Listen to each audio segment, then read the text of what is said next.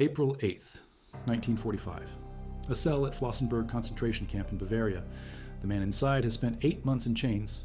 Former Admiral Wilhelm Canaris, 58 years old, once the most powerful spy in Nazi Germany. Head of the Abwehr from 1935 to 1944. The intelligence chief who helped Franco win Spain, who built networks across 5 continents, who sent agents into Britain and America. But for the last year, he worked a different mission. He plotted against Adolf Hitler. Now the Third Reich is collapsing. American tanks roll through southern Germany, Russian artillery pounds Berlin, and in 24 hours, Canaris will be dead. This is not a trial. This is an execution order with paperwork. The clock starts ticking at dawn on April 8th. The end comes at sunrise on April 9th, one rotation of the Earth. 24 hours that close, a life spent in shadows. What happens in those final hours? Who kills him? How do they do it? And what does a spy master say when he knows the game is over? If you value documented resistance history and the final hours of those who opposed totalitarian regimes, subscribe. It's the best way to support our work. Also comment from which city you're hearing this from. This script is researched and factual.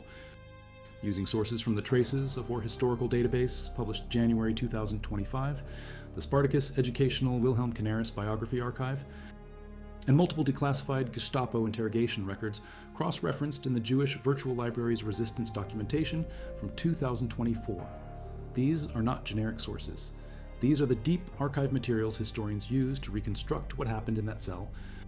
Now back to the information. Canaris didn't start as a traitor.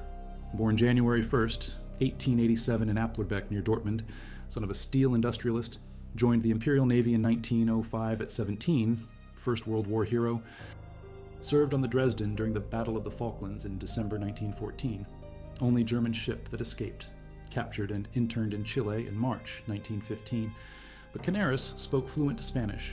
He escaped in August 1915. Rode through the Andes on horseback for 2 weeks, made it to Buenos Aires, caught a Dutch ship to Rotterdam, arrived back in Germany October 4th, 1915. The Kaiser himself took notice. By 1917, Canaris commanded his own U-boat in the Mediterranean.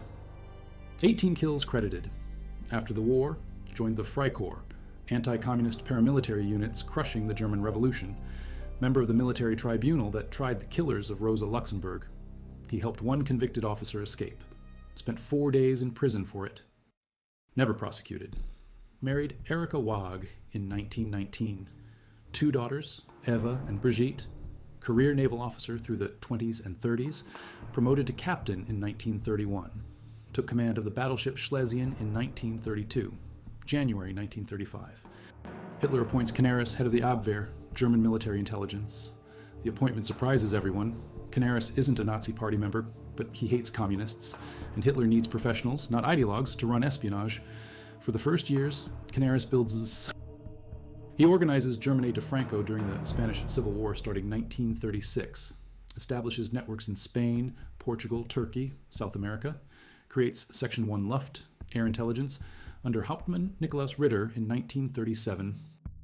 Ritter recruits agents in America, reactivates Fritz Duquesne, an Afrikaner spy from World War I living in New York. By 1941, Duquesne runs a ring of 33 agents passing weapons data and shipping movements to Berlin. The FBI arrests them all on June 28th.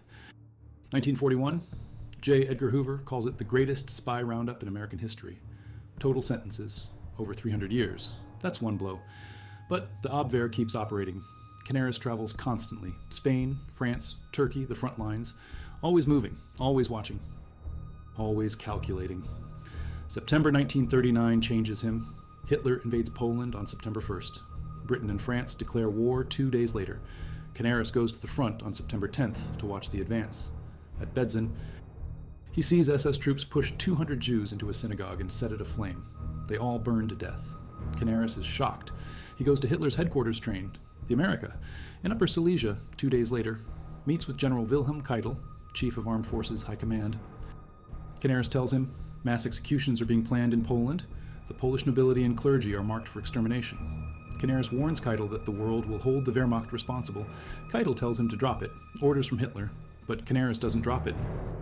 He orders Abwehr agents to document Nazi atrocities. The reports go to Dr. Josef Müller, a Catholic lawyer in the resistance. Müller passes them to the Vatican. Regular, detailed reports. The Pope knows what's happening in Poland because Canaris makes sure he knows. By 1938, Canaris is already involved in plots. The Oster conspiracy, named for Hans Oster, his deputy in the Abwehr since October 1933. Also in the group, General Ludwig Beck, General Erwin von Witzleben, Karl Goerdeler. They plan to overthrow Hitler during the Sudetenland crisis. Use troops from the Berlin garrison, arrest Hitler, put him on trial. The Munich Agreement in September 1938 stops them cold. Chamberlain gives Hitler Czechoslovakia. The conspiracy collapses. No crisis, no coup, but the circle stays connected. Canaris, Oster, Beck, Witzleben, they watch, they wait. They build their networks inside the Abwehr. In 1942 and 1943, Oster and Hans von Dohnanyi, a jurist working for Canaris, help 14 Jews escape to Switzerland. Operation U7, they disguise the Jews as Abwehr agents, give them false papers, get them over the border. In April 1943, the Gestapo catches them. Dohnanyi and Dietrich Bonhoeffer, a Lutheran theologian and Dohnanyi's brother-in-law, are arrested. Charges: breach of currency. Exchange laws. The real charge: helping Jews. Oster is placed under house arrest. Canaris keeps denying everything. For months, he talks his way around the interrogators, pretends to be a confused old man, gives nonsense answers, uses every trick from 30 years in intelligence. It works. For a while. February 11th, 1944. Hitler fires Canaris as Abwehr chief. Too many mistakes. An agent defects to the Allies in Istanbul. Intelligence reports are inaccurate. And there's a bomb attack on a British freighter in Cartagena, Spain. Hitler had banned such attacks. They damage relations with Spain. When Hitler learns it happened anyway, he's furious. He orders Canaris dismissed and the Abwehr merged with the SD and Gestapo under Heinrich Himmler. The Abwehr is dismantled starting mid-1944. Canaris is placed under house arrest at Lauenstein Castle in Frankenwald. On March 10th, Admiral Karl Donitz discharges him from active service. Remarkably, Canaris receives the German Cross in silver for services rendered. In June, he's recalled, given the rank of admiral on standby. Appointed chief of a special staff for trade war and economic measures on July 1st, 1944. 3 weeks later, everything explodes. July 20th, 1944. Klaus von Stauffenberg plants a bomb at Hitler's headquarters in East Prussia. The Wolf's Lair. The bomb detonates at 12:42. Hitler survives. 4 men die, but not the Führer. That night, Beck and General Friedrich Ulbricht are shot at Army headquarters in Berlin. Stauffenberg, Werner von Haften, and 2 others are executed in the courtyard by firing squad. It's not an investigation, it's a purge. Hitler gives Heinrich Himmler and Ernst Kaltenbrunner carte blanche. Round up everyone. Gestapo Chief Heinrich Müller heads a special commission, Sonderkommission, July 20th. Over the next months, 6,000 people are arrested. Many are tortured. About 1,200 are executed. Canaris isn't directly involved in the July plot. He's under house arrest, but his name keeps coming up. His people are everywhere in the conspiracy. July 23rd, 1944, a Sunday, 3 days after the bomb. SS Brigade Führer Walter Schellenberg arrives at Canaris' house in Schlachtensee with another SS officer. They arrest him. Not Gestapo, not Kaltenbrunner's people. Schellenberg, head of SD Foreign Intelligence. He respects Canaris. They've been rivals and colleagues for years. The arrest is a test of Schellenberg's loyalty. He's too close to Canaris. Himmler wants to see if he'll do it. Schellenberg does it. They take Canaris to Prince Albrecht Strasse in Berlin, Gestapo headquarters. The cellar, Müller interrogates him first, then other Gestapo officers, probably including SS Sturmbannführer Walter Huppenkotten. For days, they question him. Canaris gives nothing. One officer breaks under interrogation, Georg Hansen, Canaris' successor as Abwehr chief, arrested July 22nd, 1 day before Canaris. Müller gets him in a room at RSHA headquarters. Hansen confesses to everything on July 22nd, his role in the July plot, and he names Canaris, calls him the spiritual instigator, the man behind the resistance in the military. No direct evidence connects Canaris to the bomb. But Hansen's testimony is enough for suspicion. Canaris is moved to different detention, initially to a SIPO school in Fürstenberg, treated decently. But after Hans Oster mentions his name during interrogation, everything changes. They transfer Canaris to the RSHA prison at Prince Albrecht Strasse. The cellar, solitary confinement, shackled. The cell door stays permanently open. The light burns continually, day and night. No darkness, no rest, no privacy. Food rations are already meager at the prison. Canaris gets 1/3 of the standard portion. Winter sets in. Berlin is cold. The cell is not heated. His body, already lean, wastes away. Occasionally, SS men force him to scrub the prison floor while they stand around mocking him, the former admiral on his knees with a brush. This goes on for months. August and September's, October, November, December, January. Canaris is 57 years old, starving, freezing, interrogated constantly. But he never breaks. He uses every ruse from his intelligence career, changes his story, contradicts himself, acts confused, gives partial admissions that lead nowhere. The interrogators can't pin him down. Hitler wants to keep him alive, wants more names. Himmler has his own plan. Use Canaris as a contact with the British, a channel for negotiations when Germany needs one. So Canaris stays alive through the winter, but time is running out. September 22nd, 1944. Gestapo agents raid a location based on a tip from an informant. They find archives kept by Hans von Dohnanyi, documents about coup attempts from 1938 to 1940, copies of Canaris' diaries, detailed notes on resistance activities. The Gestapo seizes everything. They interrogate Dohnanyi. He's already been arrested since April 1943. Now the charges expand. Canaris is questioned about the documents. He stays adamant. He was only indirectly involved. He provides explanations. The interrogators accept them for now, but the noose is tightening. By February 1945, the Gestapo gives up trying to break him through interrogation. They transfer him. February 7th, 1945, Canaris is moved to Flossenbürg Concentration Camp in Bavaria, eastern Bavaria near the Czech border, a special bunker for high-value prisoners. He's not alone. Hans Oster is there, Dietrich Bonhoeffer, the theologian, Judge Advocate General Karl Sack, Captain Ludwig Gera, all resistance figures, all connected to the Abwehr, or the July Plot. Conditions at Flossenbürg are brutal. Canaris is still ill-treated. SS guards slap his face. But for 2 months, nothing changes. The interrogations continue but lead nowhere. Canaris denies everything, never betrays his fellow conspirators, never gives names. The war grinds on. American forces advance through Western Germany. Soviet forces close on Berlin. Hitler rages in his bunker. The Reich is collapsing. Millions dead, cities in ruins. And still the killings continue. April 4th, 1945, an officer discovers Canaris' diaries by accident, in a safe in the abandoned Abwehr office in Zossen, about 20 miles south of Berlin, Army High Command headquarters. The diaries are sitting there, detailed entries, trips to the front to recruit commanders for the coup, evidence of conspiracy going back years. The officer brings them to the RSHJ. Heinrich Müller, Ernst Kaltenbrunner, they bring them to Hitler. Hitler reads them. He's enraged. Orders Canaris' execution. The order goes out on April 5th. Liquidate the Canaris group. No more interrogations, no more delays, kill them all. April 8th, 1945. Morning. SS Obersturmbannführer Walter Huppenkotten and SS Sturmbannführer Otto Torbeck arrive at Flossenbürg with instructions. They're SS prosecutors. Their job, stage a trial, sentence the prisoners, execute them. Huppenkotten has been interrogating Canaris for months. Now he's the prosecutor. The trial is scheduled for that night. Canaris knows what's coming. His cell is in the bunker. Special prisoners only. Colonel Lunding is in the cell next to him. Lunding is the former director of Danish military intelligence. He can hear Canaris through the wall before the trial. Canaris is taken for one final interrogation. The SS guards beat him, fists to the face. They break his nose, leave him badly bruised. He can barely walk when they bring him back to his cell. His face is swollen, blood crusted around his nose. He's 58 years old and he's been starving for 8 months. This is April 8th, 24 hours before his death. Evening, April 8th.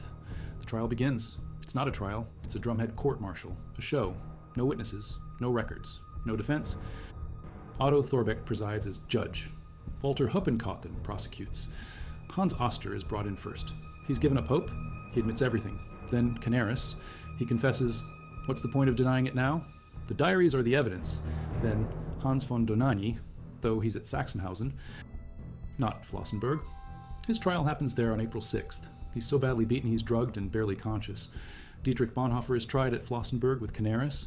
Ludwig Gera, Karl Sack, all of them, all confess. That evening, the court pronounces the death sentence on all of them. There's no appeal, no delay. Execution is set for the morning. Canaris knows he has hours left. He goes back to his cell, night of April 8th into April 9th. Colonel Lunding in the next cell hears tapping on the wall. Canaris is sending a message in code. Morse code tapped out on the concrete. Lunding decodes it. My days are done, was not a traitor. Another version from witnesses. This is the end. Badly mishandled. My nose broken. I've done nothing against Germany. If you survive, please tell my wife.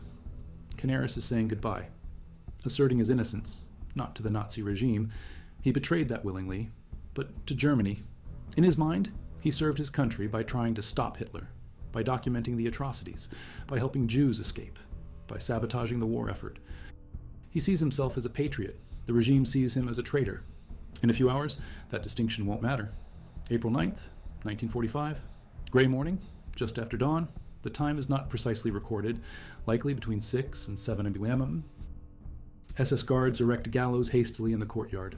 Simple wooden structures, crossbars, hooks attached, medieval style, not a drop gallows. A slow death, Wilhelm Canaris, Hans Oster, Dietrich Bonhoeffer, Karl Sack, Ludwig Gera. All 5 men are ordered to strip naked. Complete humiliation. They're led down steps under trees to a secluded area. SS guards hoot and jeer. The condemned men are made to kneel. They pray for the last time. Then the hangings begin. The method of execution is disputed in sources.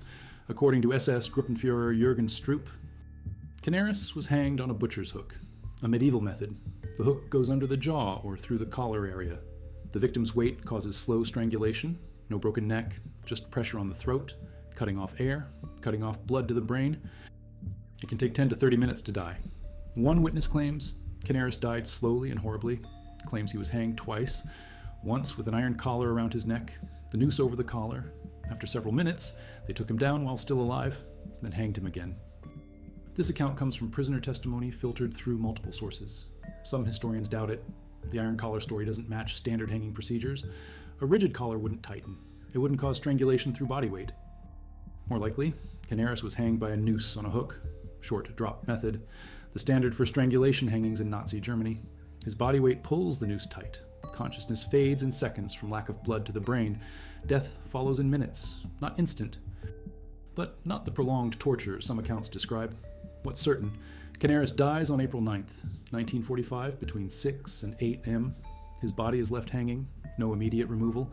The corpses of all 5 men are left to rot in the morning air, a final humiliation. Hans von Dohnanyi is executed the same day at Sachsenhausen concentration camp, not Flossenbürg. He's carried on a stretcher to his execution, still drugged from his trial 2 days earlier. Hanged, Dietrich Bonhoeffer is 39, Oster is 57, same age as Canaris. Sack is 48, Gera is 49, 5 men dead in one morning. 14 days later, on April 23rd, American troops liberate Flossenbürg. 2 weeks. If Canaris had survived 2 more weeks, he would have been freed. But Hitler's rage couldn't wait. The order came April 5th, execution April 9th, 4 days from discovery of the diaries to death. After the execution, Canaris' body is cremated. No burial, no grave. His ashes are dumped in a large ash hill at Flossenbürg. No marker, no ceremony. Just ashes mixed with thousands of others. For years, his family doesn't know exactly what happened. His wife Erika learns he's dead but gets no details. His daughters Eva and Brigitte grow up knowing their father was executed as a traitor. The Nazi regime is gone, but the shame remains. It takes decades for Germany to recognize the resistance, to acknowledge that those who opposed Hitler were not traitors but patriots. After the war, Walter Huppenkotten and Otto Thorbeck stand trial. They're charged with the executions at Flossenbürg and Sachsenhausen on April 6th and 9th, 1945. A Munich court tries Huppenkotten in February 1951. Charges are dismissed, but he's found guilty of extorting evidence and causing bodily harm.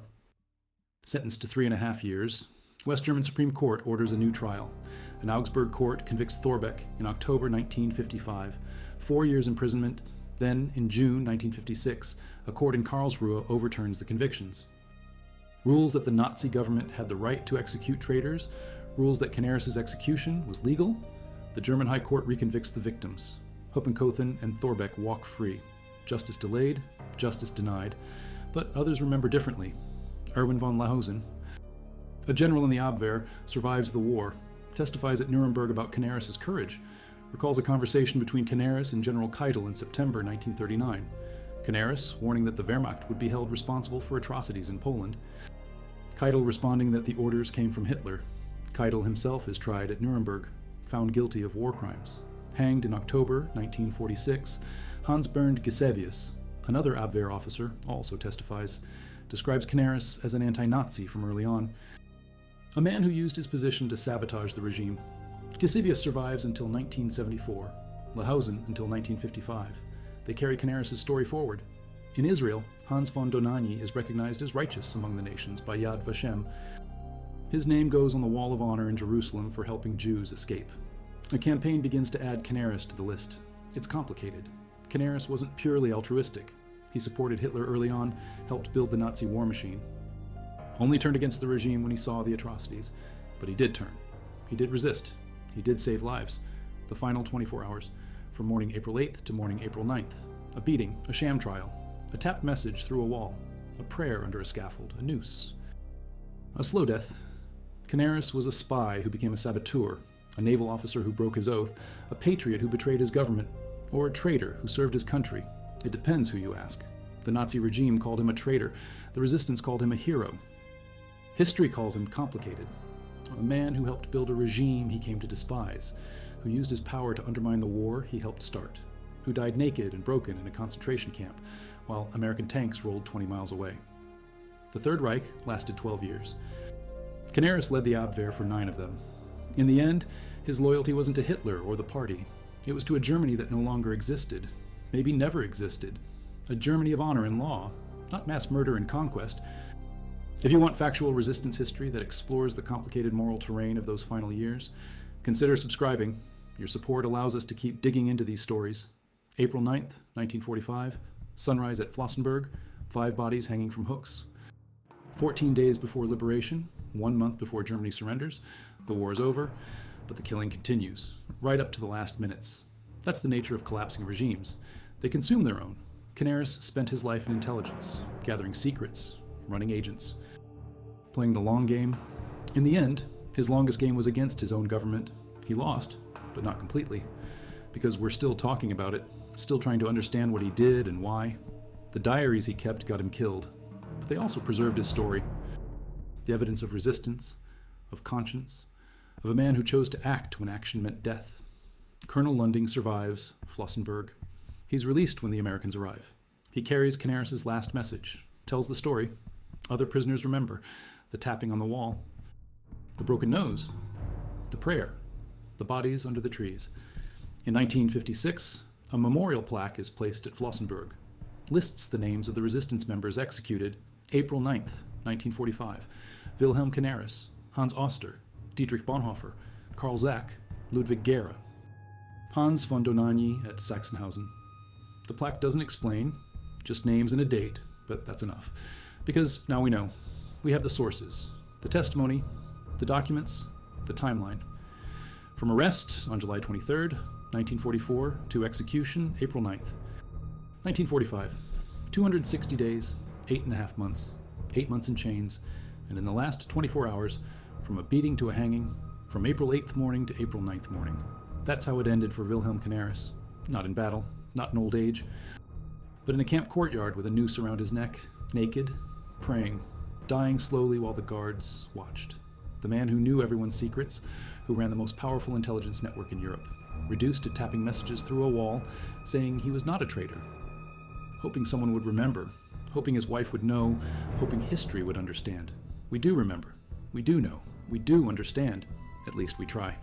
The last thing Canaris sees is probably the trees above the scaffold, maybe the sky, gray morning in Bavaria, spring arriving late, the war almost over, American forces closing in, but not fast enough, Hitler's final revenge, the last spasm of a dying regime, execute the traitors, silence the voices, erase the resistance. Except you can't erase what's already documented. Canaris made sure of that. His reports on Polish atrocities reached the Vatican. His help for Jews got 14 people to safety. His sabotage of the war effort delayed operations. His resistance inspired others. Hans Oster, Hans von Dohnanyi, Dietrich Bonhoeffer. A network of men who said no, who risked everything. Who lost everything, but who acted. That's what matters. Not the success or failure. The action, the choice. When the state demands complicity, resistance becomes duty. Canaris understood that. Too late? Maybe. But he understood it, and he paid the price. In 2010, the Topography of Terror Museum opens in Berlin, on the site of the former Gestapo headquarters, where Canaris was imprisoned. The basement cells are excavated, preserved, part of the exhibition. Visitors can walk through, see the walls. Imagine the cold, the light, The chains, the hunger. It's not Canaris' specific cell, but it's the same prison, the same building, the same stones. In 2025, historians continue researching. New documents surface, testimonies are cross-referenced, the timeline is refined, but the core story remains. A man who opposed the regime from the inside, who used his position to resist, who died for it. That's the final 24 hours. That's what happened at Flossenbürg on April 9th, 1945. A cold morning, a gray sky, 5 ropes, 5 bodies, and 2 weeks later, liberation. Too late for Canaris, but the end nonetheless. The Americans arrive, the guards flee, the camp opens, the survivors emerge, and they tell the stories about the men who died, the messages tapped through walls, the prayers under scaffolds, the refusal to break. That's how the story survives. Not through monuments or medals, through memory, through testimony, through the hard work of documenting what happened. So we never forget what resistance costs, what totalitarianism demands, what happens when good men do nothing, and what happens when they do something. Canaris did something, not perfectly, not purely, but something. And for that, he died on April 9th at dawn at Flossenbürg. 24 hours after the trial, 260 days after arrest, 58 years after birth. The spy who betrayed the Reich to serve Germany, the admiral who broke his oath to keep his conscience, the man who died naked on a scaffold. 2 weeks before freedom, one final document. The excavations at Flossenbürg uncover the execution site. The location where the gallows stood. Soil analysis, archaeological surveys. They find the spot, mark it. A memorial now stands there. Simple stone, 5 names. April 9th, 1945. That's what's left. Names, dates, stones, and the stories we piece together from fragments, from testimony, from diaries, from the messages tapped on prison walls in the night. Was not a traitor. That's what Canaris wanted remembered. That's what he tapped to Lunding. Whether you believe him depends on your definition of treason, betraying Hitler to serve humanity. That's the paradox, and that's the final truth of those 24 hours. A man dying for the crime of having a conscience. In a regime that criminalized conscience, under a leader who demanded absolute loyalty, Canaris gave loyalty to something higher and paid the ultimate price. At dawn, under trees, while the guards laughed, while Germany burned, while history watched. The ropes at Flossenbürg fall slack. The sun climbs higher on the morning of April 9th, 1945. The bodies are cut down, the ashes scattered, the evidence of murder erased by fire. But an execution is not an ending. It is a point of origin for a new story, a story of memory, of justice, of the long, bitter fight over the meaning of a life and a death. For Wilhelm Canaris, the spy master who turned against his master, the final 24 hours were only the beginning of his posthumous war. The war for his name. What happens after the killers go home? What becomes of the men who presided over the Sham trial, who ordered the naked walk to the gallows? And what of the family left behind? A wife and 2 daughters branded with the legacy of a traitor. The collapse of the Third Reich did not bring clarity. It brought chaos. And in that chaos, the battle for history began. This is the story of that battle. A conflict fought not with armies, but in courtrooms, in archives, and in the heart of a nation struggling to understand itself. Let us begin with the judges. Walter Huppenkothen, the SS prosecutor who pursued Canaris for months and then condemned him in a matter of hours. Otto Thorbeck, the man who sat as judge in that drumhead court-martial. After the war, they melted back into a defeated Germany, but they were not forgotten. In the early 1950s, as West Germany began the slow process of confronting its past, these men were brought to trial. The charge, murder. The case seemed simple. They had presided over the summary execution of unarmed prisoners without legal basis in the final, frantic days of a criminal regime. The trial began in 1955 in Augsburg. The prosecution laid out the facts, the discovery of the diaries, Hitler's rage, the order to liquidate the Canaris group, the hasty trip to Flossenbürg, the court-martial that lacked every element of due process, no defense counsel, no review of evidence, no appeal, a verdict preordained by an order from Berlin. The prosecution argued this was not justice, it was judicial murder, an administrative act disguised as a legal proceeding. Survivors of the camp testified. The story of that cold April morning was told again. For a moment, it seemed justice would be done. Thorbeck was convicted and sentenced to 4 years in prison. Huppenkothen received a sentence of 6 years. But then came the appeal. The case went to the German Federal Court of Justice, the highest court in the land. And in 1956, that court did something that sent a shockwave through the circles of survivors and anti-Nazi Germans. It overturned the convictions. The reasoning was a masterpiece of chilling legal formalism. The court ruled that the summary trials had been conducted according to the laws and procedures of the Third Reich. The state, the court argued, has the right to defend itself against treason.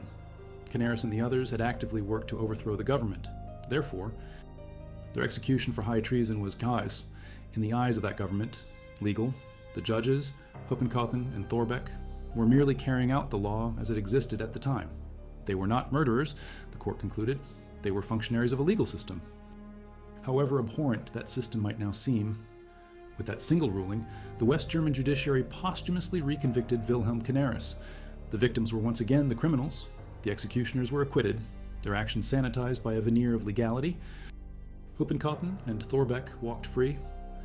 Thorbecke went on to practice law in Nuremberg until his death in 1976. Hoppenkothen lived freely until 1997. Justice was not delayed, it was inverted. The ruling revealed a deep sickness in the post-war German legal system, an institution still staffed by men who had served the Nazi state and were unwilling or unable to define its actions as fundamentally criminal. For the families of the executed, it was a second, profound betrayal. Their loved ones had not only been murdered by the Nazis, but had their condemnation ratified by the new democratic state they had died trying to bring about. While the courts debated legalities, a widow and her children navigated the ruins. Erika Canaris and her daughters, Eva and Brigitte, survived the war, but they emerged into a world that offered them no comfort. For years, they were denied a state pension. The official reason, their husband and father had been legally executed for treason. He was not a victim of the regime, the bureaucracy argued, but a traitor to it. The family lived in poverty, wrestling with the stigma. In their community, they were the family of the man who had betrayed the fatherland. Neighbors who had revered the admiral during the war now shunned his wife. The whispers followed them. He plotted against the Führer. He was a traitor. Erika Canaris fought for decades to clear her husband's name. She gathered testimonies. She corresponded with surviving members of the resistance. She presented evidence of her husband's actions, the warnings about Poland, the rescue of Jews under Operation U-7, the deliberate passing of false intelligence to sabotage the war effort. It was a slow, exhausting process. Not until the late 1950s did the official view begin to shift. And even then, it was grudging. The German government eventually recognized Canaris as a resistance fighter. And the pension was granted. But the formal legal exoneration from a German court never came. The 1956 ruling stood as a monument to a nation's ambivalence. Germany was willing to build memorials, but it was not yet willing to fully rewrite the verdicts of its darkest chapter. The ghost of the Abwehr itself haunted the new Germany. The organization was gone, swallowed by Himmler's SD in 1944, but its personnel, its methods, and its secrets did not vanish. At the Nuremberg trials, the testimony of surviving Abwehr officers like Erwin von Lahausen and Hans-Bernd Gasivius was crucial. They provided an insider's view of the regime's criminality and the resistance within its own military. Lahausen's testimony about Canaris's confrontation with General Keitel over the atrocities in Poland became a key piece of evidence used to convict Keitel, who was hanged in October 1946. The irony was stark. The executed spy master reached out from the grave, through the words of his subordinates, to help bring his own superiors to justice. Yet the legacy was more complex. In the new Cold War, the Western Allies needed German intelligence expertise to counter the Soviets, and so a new organization was born from the ashes of the old. The Gehlen Organization, led by Wehrmacht. General Reinhard Gehlen, who had run military intelligence on the Eastern Front, became the precursor to West Germany's Foreign Intelligence Service, the BND. It was staffed almost entirely by former Wehrmacht and, in some cases, Abwehr and even SS intelligence officers. A direct line of personnel and tradecraft connected the intelligence apparatus of the Third Reich to that of the new Federal Republic. Canaris was gone, but the world of shadows he had inhabited was rebuilt, now in service to a different master. The men who had once served Hitler were now serving the West. This uncomfortable continuity was a practical necessity of the Cold War, but it further complicated the narrative of a clean break from the past. This complexity lies at the heart of Wilhelm Canaris's contested legacy. He is not a simple hero. For every historian who paints him as a martyr of the resistance, another portrays him as a deeply compromised opportunist. The case against him is strong. He was no Democrat. He was an arch-conservative, a nationalist who despised the Weimar Republic. He initially welcomed Hitler's rise to power, seeing it as a bulwark against communism and a way to restore Germany's military might. As head of the Abwehr, his organization was instrumental in the success of early Nazi foreign policy and military campaigns. He helped Franco win in Spain. His agents operated against the Allies. He was, for many years, an effective and loyal servant of the regime. His defenders argue that this is precisely what makes his story so powerful. He was not an outsider. He was the ultimate insider. His conversion was not born of pre-existing democratic ideals, but of a direct confrontation with the regime's boundless brutality. The turning point, as documented by his own associates, was witnessing the massacres in Poland in September 1939. It was there, they say, that the old-school conservative officer, a man who believed in rules of engagement and a code of honor, realized he was serving a gangster state. His resistance was not aimed at creating a liberal democracy, but at stopping a criminal gang that had hijacked his country and was leading it to moral and physical annihilation. He used the very apparatus he had built to undermine the regime from within. He approved the rescue of Jews, he maintained contacts with Allied intelligence, and he consistently shielded the conspirators in his own organization, like Hans Oster, at immense personal risk. He played a double game for 5 years, a feat of breathtaking audacity. He failed to stop Hitler, but he succeeded in saving some lives and preserving a sliver of honor within a military that had largely lost its own. Today, Germany has largely come to a consensus. The men and women of the 20th of July plot are honored as heroes. The German Resistance Memorial Center is housed in the Bendler Block in Berlin, the very building where Klaus von Stauffenberg and his co-conspirators were executed. There, Wilhelm Canaris is commemorated as a central figure of the military resistance. At Flossenbürg, the memorial plaque stands over the site of his murder. Schoolchildren visit and learn his story. He has been reclaimed, transformed from a complicated traitor into a symbol of conscience. And so we return to that final message, tapped in Morse code through a concrete wall. Was not a traitor. For decades, that claim was debatable. The Nazi regime condemned him as one. The post-war courts implicitly agreed. His own family had to fight to prove otherwise. But history, with the benefit of time and the unearthing of documents, has offered a final verdict. He was a traitor to Adolf Hitler. He was a traitor to the National Socialist regime. But in betraying a government committed to genocide and total war, he chose a different, higher loyalty, a loyalty to his own conscience, and to a concept of Germany that he believed the Nazis had desecrated. The final 24 hours were the price of that choice. The decades that followed were the struggle to make the world understand it. The struggle is now largely over. The admiral has, at last, been acquitted. Not by a court of law, but by the court of history. And his story endures, a testament to the fact that even in the deepest darkness, within the most compromised institutions, the choice to resist is always possible. And sometimes, the ultimate patriot is the one who is condemned for treason.